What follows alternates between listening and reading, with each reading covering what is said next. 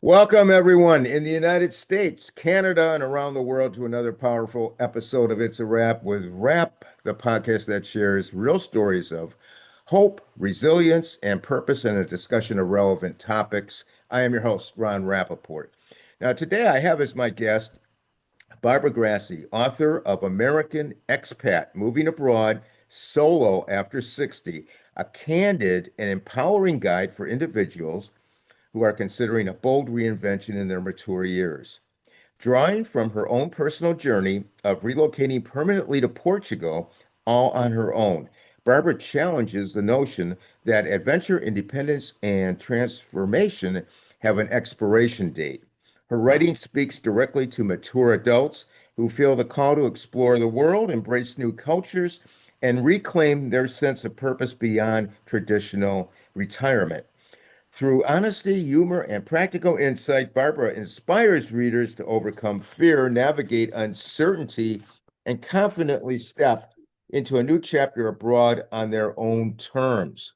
Welcome from Algarve, Portugal, Barbara, to the podcast. A pleasure to have you with us. Well, thank you so much for inviting me on. It's a wrap. I'm really looking forward to this. Okay, I great. love the idea that you are themed with reinvention and inspiration and getting people moving. Yeah, absolutely. That's what the podcast is all about. Now, tell us a little bit about yourself and tell us uh, what inspired you, or what was the moment you knew you wanted to move and live abroad permanently, and why to Portugal?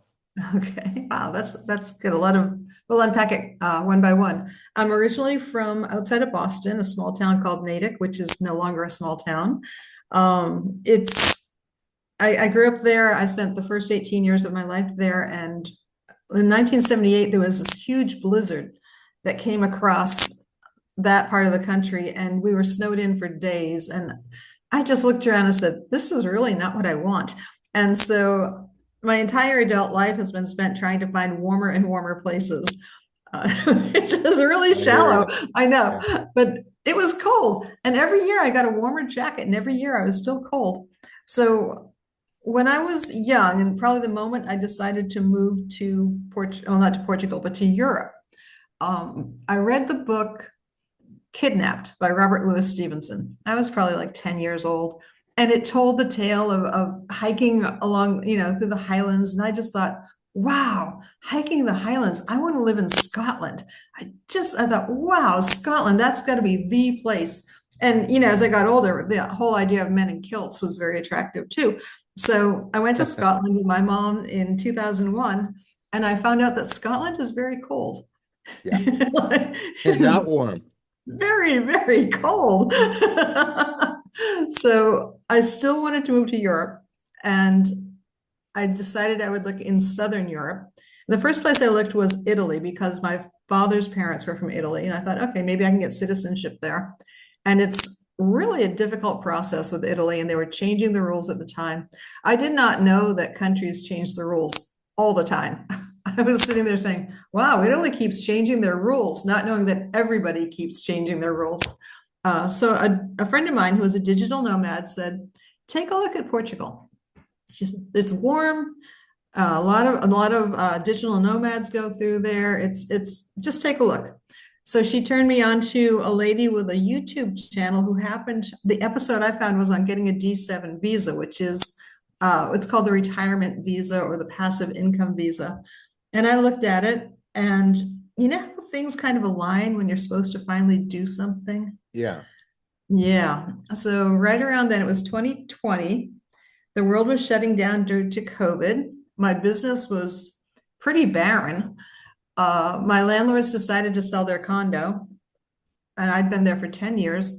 And my housemate was moving to California. So I was losing my housemate, I was losing my condo, and I thought, this is a really good time to get the heck out of Dodge. So I started looking into getting the visa, and about 6 months later, I was here in Portugal.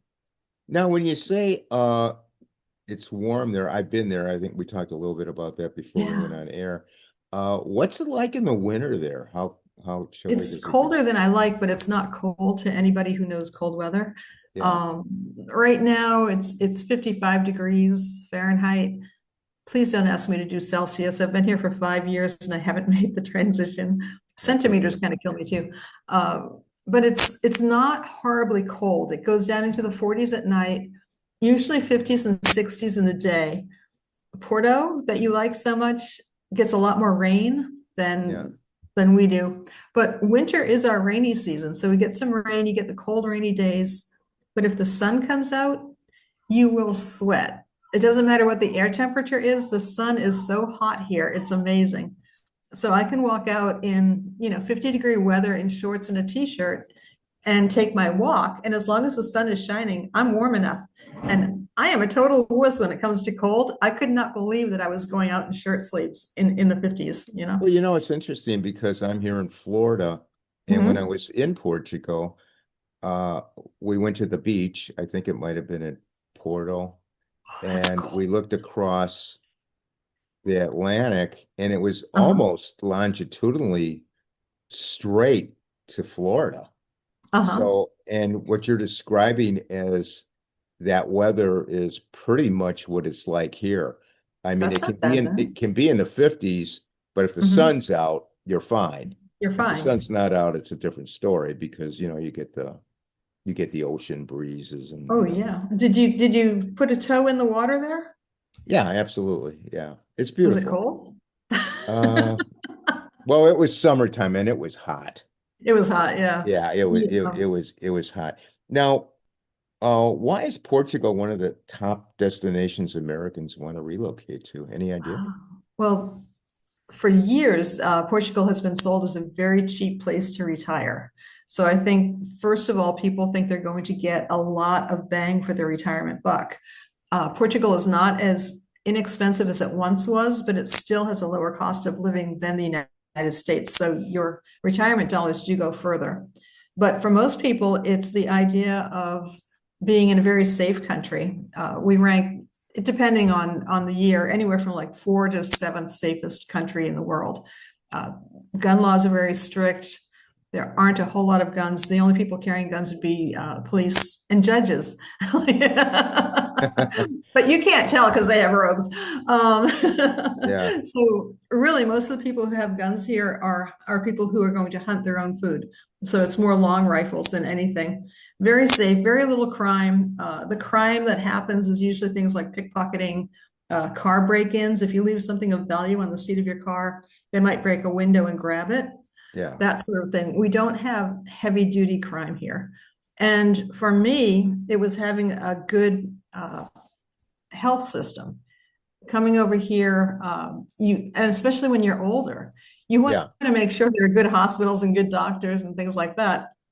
So right. when I got here, I knew they had a really good health system.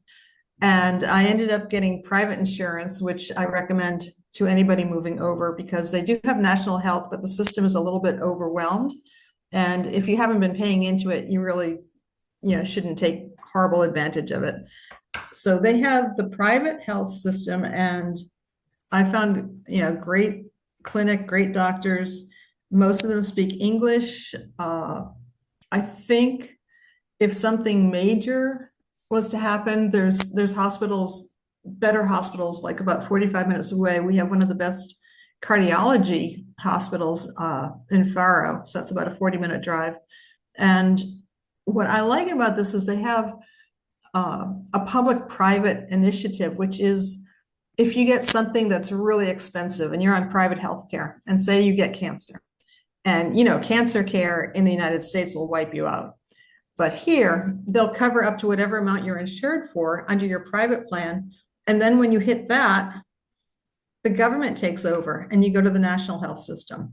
So they work together and it's a pretty good system. Yeah, and Yeah.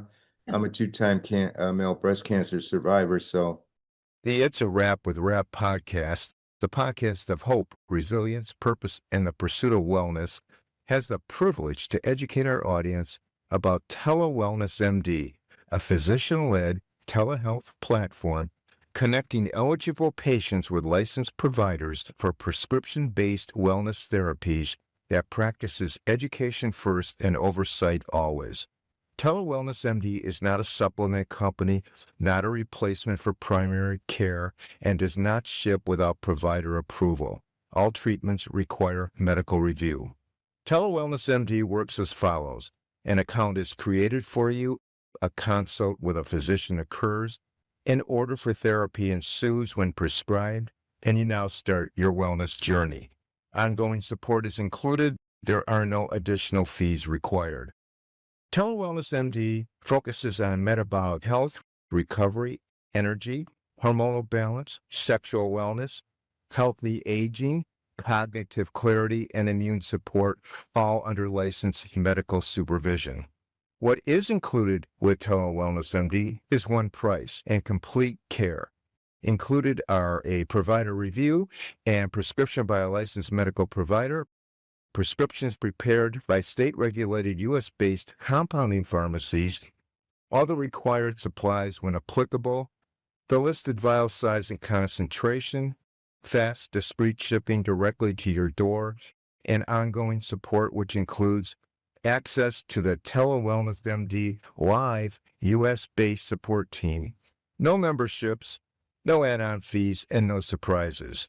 Are you curious? Learn more and connect with a licensed provider to determine whether treatment may be appropriate for you. Please use the link provided to access the website and receive a 25% podcast discount on your first order.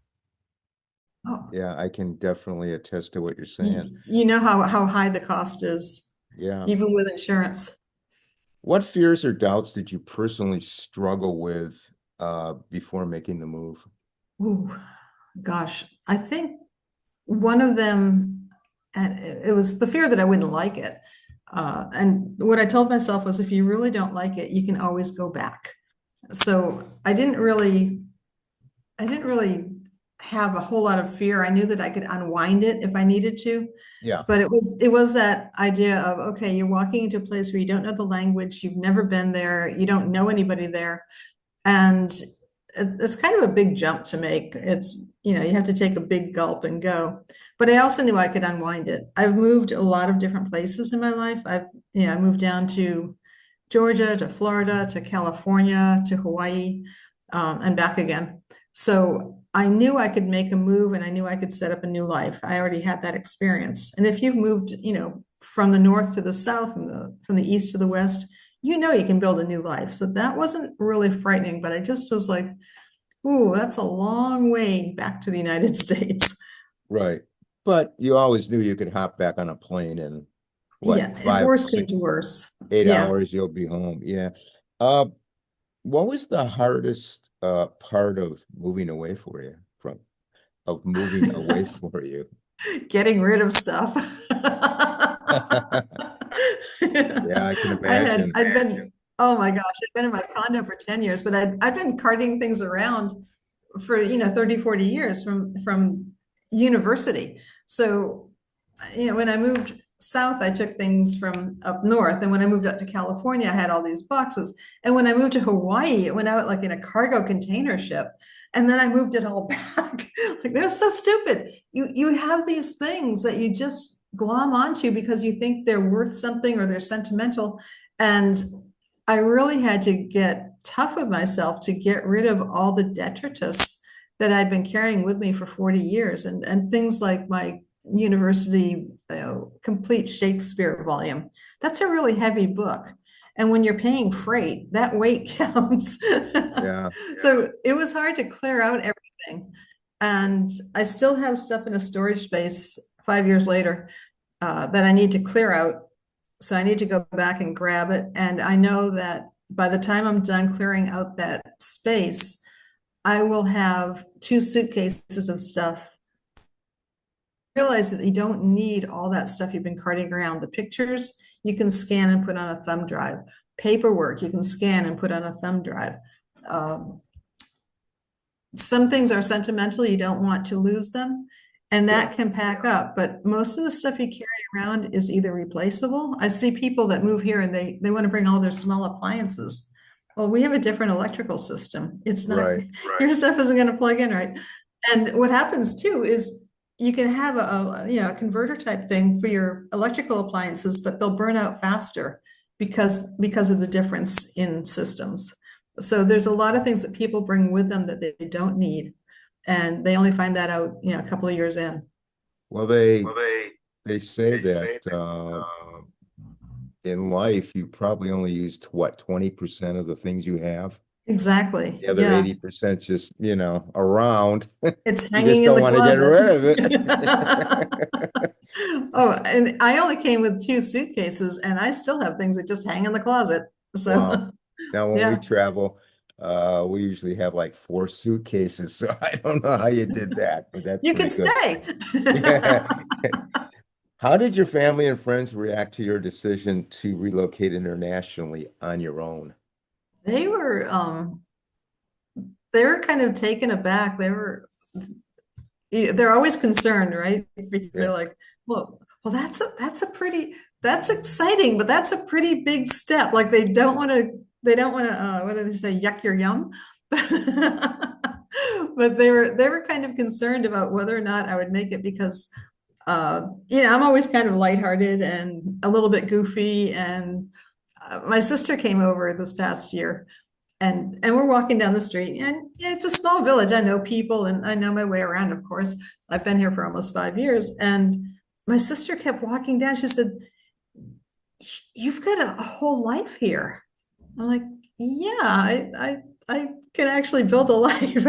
I don't think I don't think they actually saw me as somebody that could do that, but I've done that, 3, 4, 5 times in my life. So it was just, I knew it, but they didn't know that about me. What did you think about the vibe? Like you said, you were walking down the street and people were saying hello. And I mean, I know you're from Boston, the Boston area. Right? It's a lot different there. Well, what did she think about that? She kept saying, Brigadoon, you found Brigadoon. And I said, shh, you're not supposed to say Brigadoon. Yeah, she kind of thought of it as a little fairy tale village. But, you Yeah. get here and you just see the surface. And of course, we've got the water and the island and the palm trees, and the fishing boats are very. Uh, have you ever seen Doc Martin, the BBC series? There's the No. fishing there. When the tide goes out, there's boats like up on the mud, but Uh, the working fishing boats are at the dock, but there's like all these scattered small craft. When the tide goes out, they're just sitting on the mud flats. Then the tide comes in and they're all floating again. But it's very it looks quaint. I mean, it's quaint as hell. yeah. And she Yeah. was just really enamored of it. And there are aspects of the life where that the people are getting priced out of their homes, or that the Romanian lady down the street is trying to feed 3 kids. So she doesn't see that as a visitor. When you live here, you start learning people's lives. Yeah. But on the surface, though, she was just enamored. And she Yeah. kept saying, the men are so handsome here. Like, yeah, they kind of grow them that way. They're just all handsome. The women are beautiful, the men are handsome. What can I tell you? Yeah. Barbara, what role do finances play in planning a relocation, and what advice do you offer regarding budgeting for people? Oh, okay. This is a huge thing because, as I said, Portugal is not cheap, cheap, cheap anymore, especially in Lisbon and Porto. Those are the big cities, and those are the places where most of the expats kind of glom to, or they go right outside the city.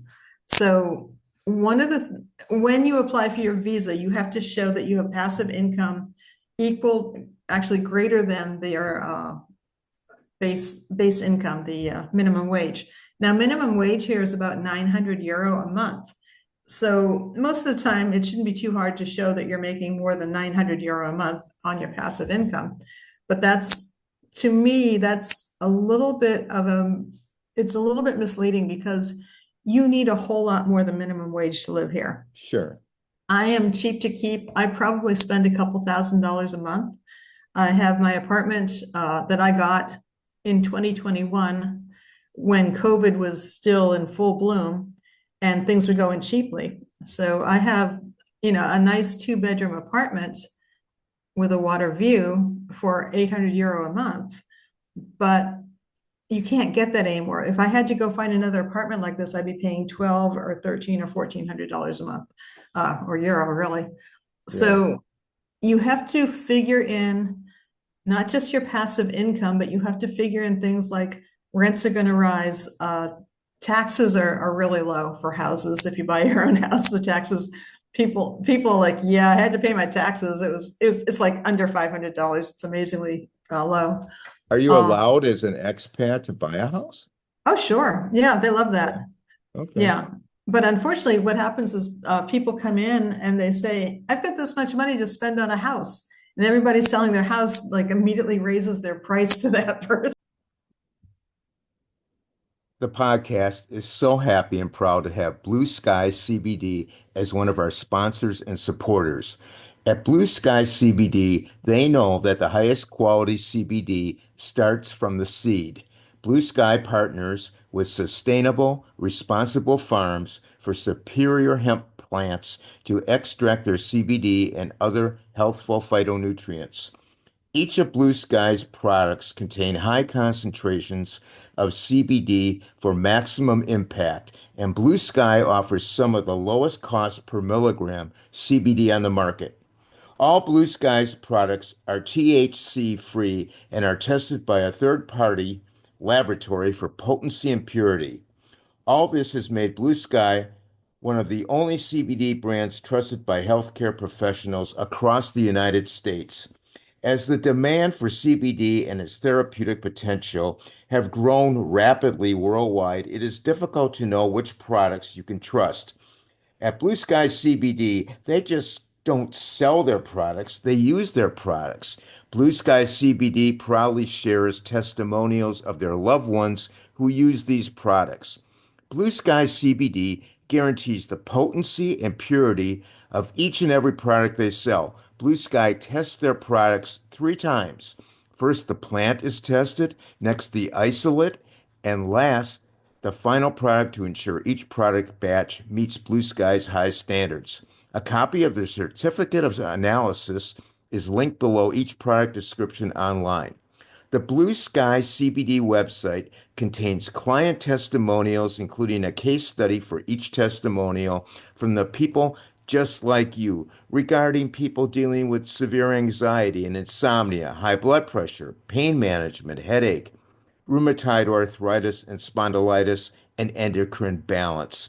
Blue Sky even makes the product Pet Love for our canine and feline family members. Blue Sky CBD uses CBD derived from hemp that is THC free, which is drug free and can be sold everywhere legally in the United States. Blue Sky CBD wants you to feel confident with your purchase and offers you excellent customer service. If you are not satisfied with their products, you may request a refund of the full purchase price within 30 days of the product received date. When ordering, please use the podcast link to receive 20% off your initial purchase. The link and website information will be listed in the podcast notes. Yeah, like, oh yeah. like, yeah, don't tell your budget. You're going to spend more money the first year because you're setting up a household. You're going to be buying things. If your house doesn't have central air and heat, you're going to buy a portable air conditioner. You're going to buy, some space heaters. You might buy new pots and pans or new silverware, something like that, because you don't really need to bring that with you. Just about everything you think you need to bring with you, you can replace over here. But I will say one of the things you should factor in is the exchange rate, because the exchange rate fluctuates. When I got here, it was close to par. And since January 21st of last year, we have lost 10% of our buying power. So the dollar to euro went from, say, 94, 95 cents dollar to euro. It's now 84, 85, 86 cents. Okay, because So your passive income is coming in as in American US dollars. dollars, So, right?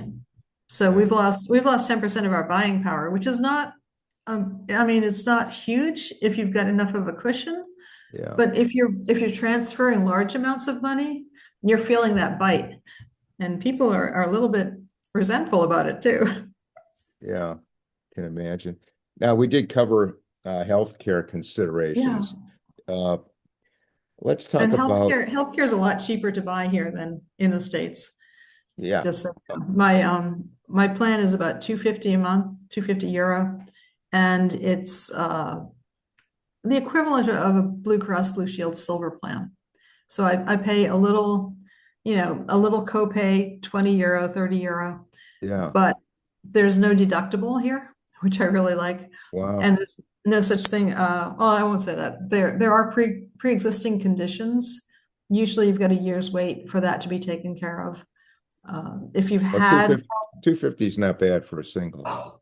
it's yeah, because if I was paying for Medicare B, I'd be Yeah. paying close to 200 anyway. Oh, yeah. Now you've written about the importance of making friends as an expat. Mhm. What advice can you give newcomers struggling to build a social circle? Is it hard to make friends? Who will they make friends with? How does that generally go? It's funny because I meet people who come and they want to immediately replace their friend circle, and it's going to take time. I just read an article that said American female expats over 60 are leaving because basically it's loneliness. They can't make that friend circle, but they're leaving within 18 months. And really, you're not even settled for the first year. You're still trying to find things at the grocery store. So you're not going to find that fast friend. What I recommend doing is you can start with some of the expat meetups, and there's expat meetups all over the place, luncheons and mixers and all that sort of thing. But you're only going to make acquaintances there. You might get really lucky and make a really good friend, but for the most part, it's going to be superficial. It's going to be acquaintances. And that's okay because that will get you through those first couple of years. But what happens is as you get more involved where you live, you start doing things that are really aligned with your personal interests. So if you're a runner, you might join a running club or a bicycle club. You might take quilting lessons at the local whatever senior center, say. I met my best friends here. I take a walk every morning, or just about every morning along the Ria, along the channel, and that's where I met most of my friends. And the real trick, you might want to write this one down. If you see somebody with a dog, pet their dog and say how beautiful their dog is. And it's the cutest darn dog you ever saw, because it is. I mean, the dogs here are incredible. But if you love their dogs, honest to God, even if they don't speak the language, they know you love their dog. And that creates a bond almost immediately. But don't expect to make your deep friendships right away, and be okay with that. You're going to make acquaintances. You're going to find people you can go to coffee with, but you won't make those. Friendship takes time. Yeah. It's not like Yeah. when you were 5 and it's like, hey, can I go play at your house? It's not Right. like that. So it's a deeper thing that you get. And once you start building that friend circle, you understand how interdependent you are, and you look for the people that have staying power. Would you say that the friends you're going to make down the road, are they going to be expats or are they going to be locals or is it going to be a mixture? I'm hoping it's going to be a mixture for me because I don't speak Portuguese yet. It's working on it. It's all of my closer friends are expats. They're English speaking. Yeah. And I go to exercise class twice a week. That's at least 50% Portuguese, local Portuguese. So I know a lot of the local Portuguese, but we're not friends yet because we really can't converse. Right. And a lot of them will say, oh, my English isn't very good. Their English is pretty darn good. Yeah. But as I hesitate to speak Portuguese, they hesitate to speak English. You've got to think, you've got to kind of translate in your head and Yeah. work it through. So it's hard for them to have that conversation. And most of them will go out of their way to speak English to you with whatever English they have, because Portuguese by default are just nice. So a lot of times they're it's always like they pat me on the head when I try to speak Portuguese, but they know that I'm trying and I'm trying to learn, and Yeah. they're very, very patient. And sometimes I'll ask, is this the word? And they'll say yes, or you pronounce it like this. So it's getting there. And one of the things I see, like an exercise class, is you're doing things, and we're all older ladies, so like you'll fall over, and we all just start laughing. And it doesn't matter what language. We've got French, German, Portuguese, American, Scottish. Scottish. Try to understand Scottish. Oh, forget it. Yeah, I have several Scottish friends, and boy, when they start talking, sometimes I got to really listen hard. It's really hard, yeah. But you Yeah, know it what? is. We all laugh in the same language, so it all Yeah. works. So, what were the biggest cultural differences you had to adjust to after moving to Portugal? One of the things I like, a cultural difference, is that you don't have the hustle and grind culture here where everybody's competitive and trying to get ahead. And if one person gets something, then nobody else gets it. It's not that uh, it's everybody gets a piece of the pie here. Nobody's really worried about it. So it's a more casual, actually, I won't even say casual, it's a better balance of life and work. They will they'll have their kids out to dinner 10 o'clock at night, 12 o'clock at night, because the kids come with the family. It's all family here, which is great. Um, so for me, the cultural difference is that they really appreciate family and their outside of work lives. And that I like a lot. One of the weird things I found out was they won't answer an email until they know the answer. So you'll send an email and you're like, why hasn't she written back? What the heck? They won't answer until they have the right answer for you, which is Oh, kind of, okay. yeah. I was concerned because it's a Catholic country. And as a lapsed Catholic, I'm always like, oh my God, I'm going to get lightning bolts sent to me. And as much as it's a Catholic country, nobody's in your face about religion. That's And good. it's really nice. There are certain festivals and they carry the saints, on the thrones. And that's fun. You go into the north end of Boston for the St. Anthony Festival, whether you're Catholic or not, it's a party. And so it's Yeah. almost the same way here. What practical advice would you give someone in their mature years who is considering a similar move? I would say be okay with not knowing everything. As we get older, we get very used to controlling our lives. We know which grocery store we go to. We know the path to this. We know the path to that. We have we have total control of our lives. But when you move to a new country, you have no control whatsoever. And you have to be really okay with just going with the best information you have at the time. So you need to be flexible. You need to not think, and you live in Florida, so you probably hear this all the time. Well, up north, we did it this way, right? Yeah. Yeah. And everybody in Florida says, yeah, well, you're not up north anymore. And it's the same thing over here, except they're more polite. So don't come over and think that they're backwards or they're doing things wrong. They do things the way they work here.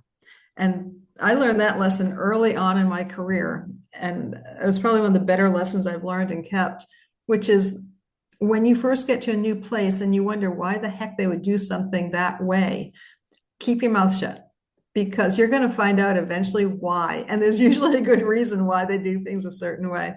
So be Right. flexible, understand that you're not, everything's a navigation when you first get here. You don't know how the ATMs work. You're looking at stuff in the grocery store and you have no idea what you're looking at. I always use the example of baking soda because you go to Walgreens, you get the boxes of Arm& and Hammer. Here they're sold like in little McCormick packets. And it took me forever to find baking soda because I was looking for the wrong container. I mean, hot Yeah. dogs are in jars here. And don't get the hot dogs. No. We go over to Spain to there's a supermarket chain called Mercadona, and they carry some, I think it's Oscar Mayer hot dogs, and you can buy them Uh, over there. You can get just about everything here that you can get in the States. That's another funny thing is people are like, well, can you get potato chips? It's like, yeah, Lay's is all over the place. So yeah. yeah, Obviously, they've never been to Europe. yeah, it's really funny the questions people ask. You're like, yeah, it's a functioning, social democracy. There's electricity, there's Wi-Fi, there's new cars. Yeah, I don't know what they expect. people would be amazed when you go outside the United States and you go, you're thinking you're going to such and such a country and you land and the airports are beautiful, they're Mhm. magnificent. I mean, you go, wow. And I think the Yeah. best smelling airport I've ever been in is Rome. The Rome airport because they have all the perfumeries, all the high end.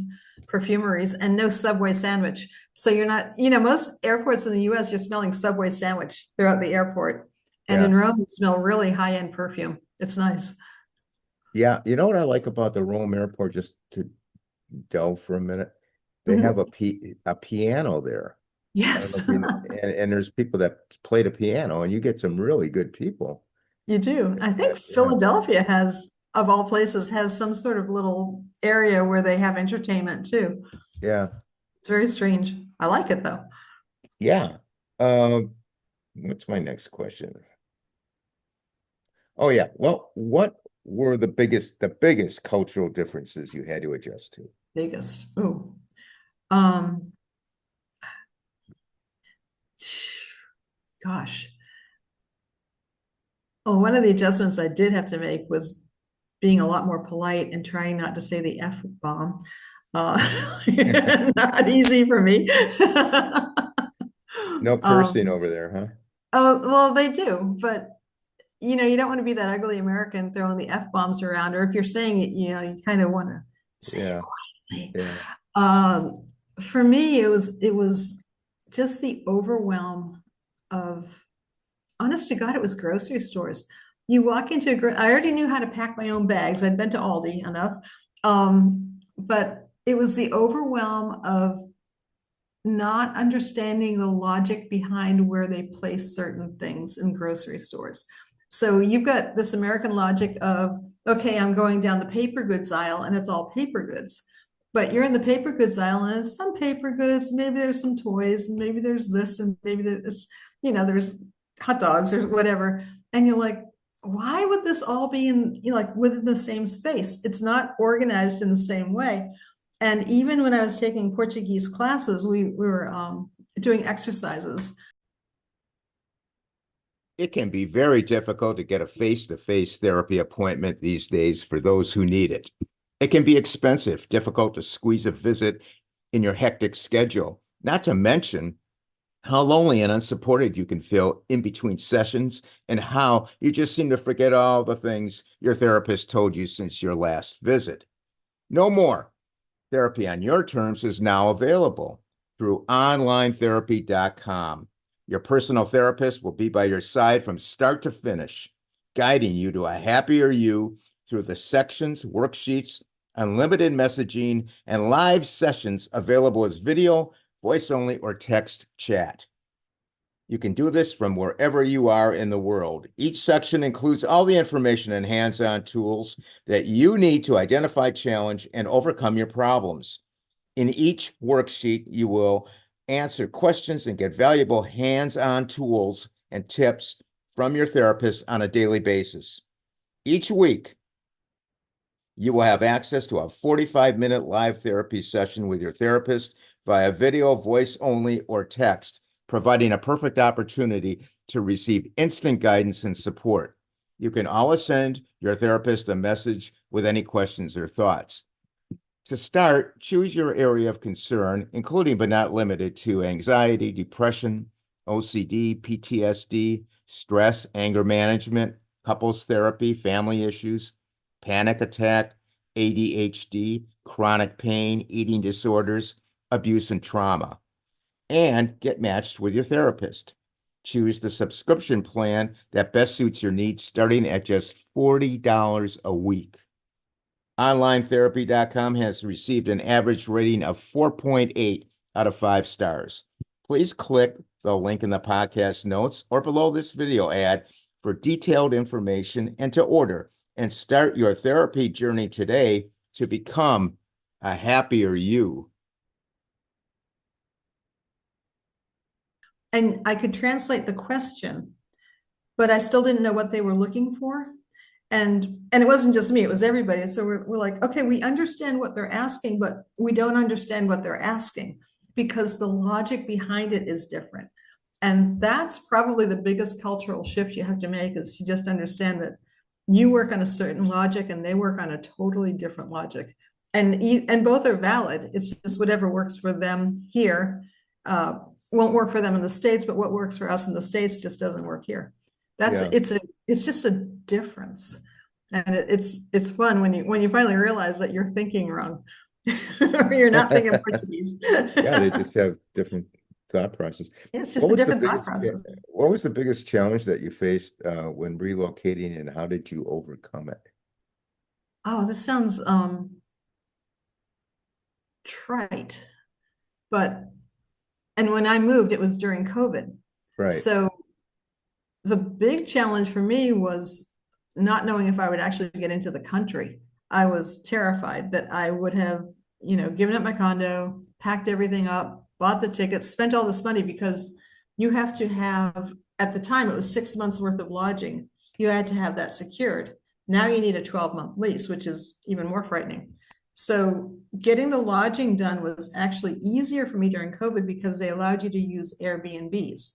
So I checked off 3 Airbnbs that I would be in for 2 months each, so I could kind of get a feel for where I was going. But the really big fear was when I hit Heathrow Airport and the agent said, "You can't go into Portugal. The borders are closed." And it was like, I didn't know what I was going to do. So of Right. course I just BS'd my way in. I didn't have a clipboard, but if I'd had a clipboard, that would have been speeding up the process. But it was really the hardest thing to face was figuring out where I was going to end up. And so I had the opportunity to choose 3 different places. And actually two were in Albufeira. One was up in the hills, and then one was more in town. And then I was going to go up to Nazaré. Did you go up to Nazaré where the big waves are? Kind No, of. no, we didn't Okay. spend we spent most of our time in Spain. Yeah, I don't blame you. Spain's nice. Yeah. Um, yeah, so I was going to go to Nazaré for the months 5 and 6 to see what it was like up in northern Portugal because I'd never been. I didn't know where I wanted to settle. I was pretty sure I wanted to be in the south, but I didn't know. And Yeah. when I got here, uh, a few weeks before I was supposed to go up to Nazaré, not realizing that Portugal's a pretty big country when you don't have a car. Like I was Yeah. thinking I was going to get on a train with all these suitcases and my coffee maker. No, it would have been a long trip. But I got a message from the Airbnb owner up in Nazaré, and he said, the tenant can't leave. Can you find another Airbnb? And I freaked out. I was like, ah. And fortunately, I did. I found another Airbnb in Olhão, which is a town between where I am now and Faro. And it was actually good. It worked out because once I was there, I was more motivated to get my permanent place.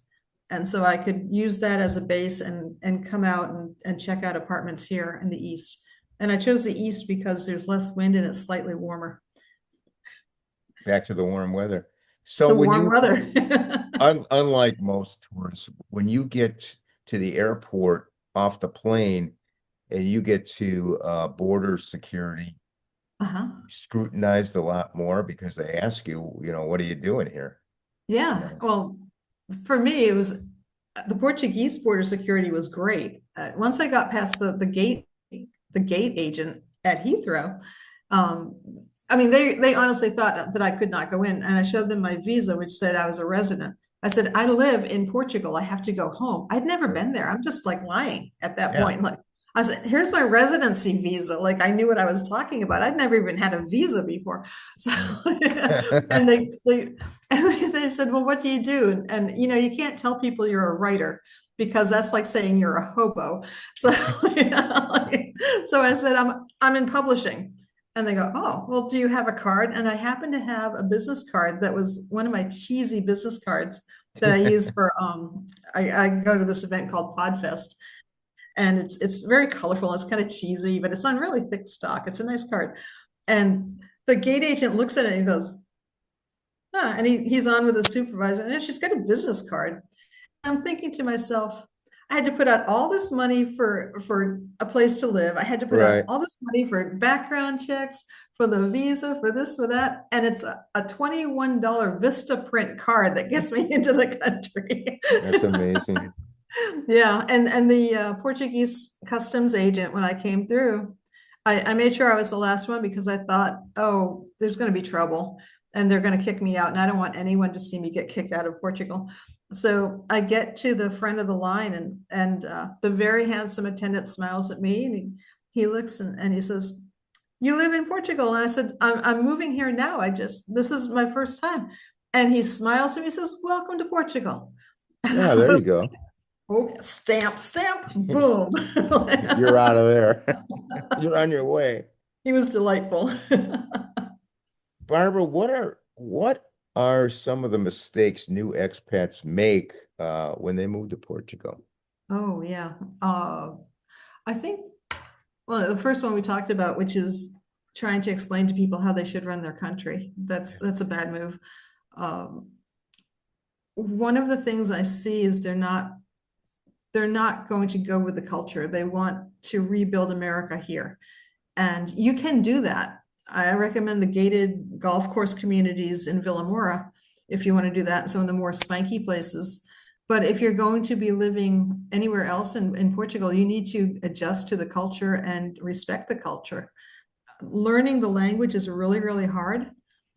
And you need to make an effort to learn at least a little bit of the language and to try to, if you start in Portuguese and it sounds horrible, they will switch to English for you, but they're going to be a lot nicer because you tried it in Portuguese first. You know, they're like, I think they're really just sparing their ears, like, oh, they're going to mangle our language. So really not expecting America and Portugal is the big thing, not telling people how to run their country.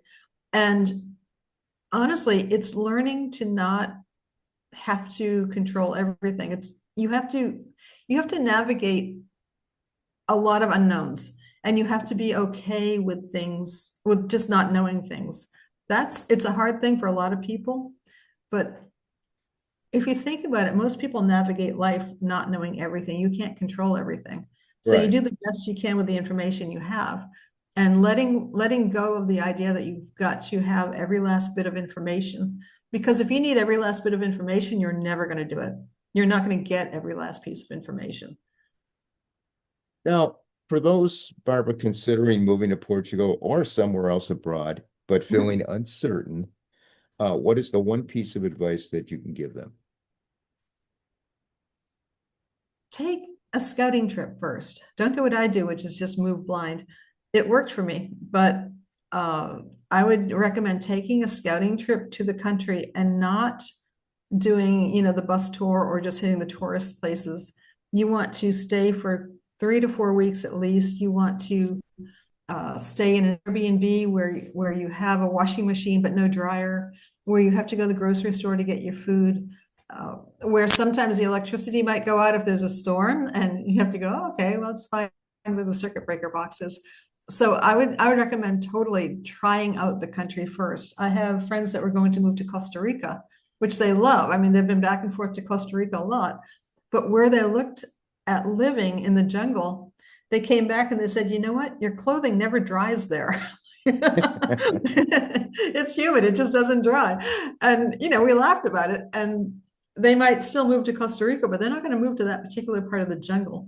So if there's a particular place that you're looking at, you want to live there for 3 weeks in an apartment, not in a hotel that has, swanky breakfast service.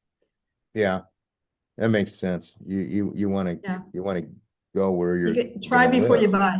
Yeah, absolutely. Where can people follow your work and connect to you? Ooh, terrific. Thank you for asking. I am on Substack. My Substack is called My Expat Golden Girl Life, which is about as many keywords as I could stuff into a title. Uh, and I write about my expat life there on Substack. And I, of course, have my book. Look, I'll hold it up. Yeah, Hey, American Expat, Living Abroad Solo After 60. And that is available online at all the purveyors of fine books. So you can find me on Substack, you can find me Amazon, Barnes and Noble, I believe Kobo, those type of. Amazon, obviously. Yeah, it's the 800-pound gorilla in books. Okay, great. We're going to have all that information in the podcast notes. Perfect. So we'll have that all for you. Thank Barbara, you I for want to thank asking. you so much for joining us today. Your courage, your honesty, and your willingness to challenge conventional ideas about aging are truly inspiring. Now, your book is a powerful reminder that it's never too late to reinvent yourself, pursue adventure, and live life on your own terms. I appreciate you sharing your journey and insights with us today. And I wish you continued success and fulfillment in all that lies ahead for you. So once Thank you again, so much, thank you. Ron. When you Yeah. come back to Portugal, you know where to find me, right? I'm going to look you up because we are going to go Okay. back there. And I do have, are you near the Canary Islands? No, but I'm right near the Spanish border. So, Okay, because we had a Bichon dog and they're from the uh-huh. Canary, they originate in the Canary Islands. And I know they're kind of And a we have popular dog in that area. So Bijons, and the Portuguese water dog is also a yeah, great dog. yeah. So Yeah. we So will, thank you. we will definitely be back there. I'll look you Terrific. up. I'd love to meet you in real life. Okay, yeah, absolutely. Comments and suggestions for the podcast, you can email me at it's a wrap with rap at gmail.com. Our Facebook group, we have a couple thousand people in there. It's a private group. If you want to join, just email me. I'll let you in. Instagram, it's a wrap with rap podcast. We're on X at rapper, WRAPPER 130. We're on most of all the social media outlets across the world. I know we're on Mastodon and just all of them. And our website is it's a wrap with rap.com. We have a book nook there that has all the books that our author guests have done, and we showcase that on our newsletters as well. And our YouTube, every episode's on YouTube and also on the website. Our YouTube channel is It's a Wrap with Rap, the podcast uncut. I want to thank everyone for listening. I want everybody to please stay safe. And for now, it's a wrap.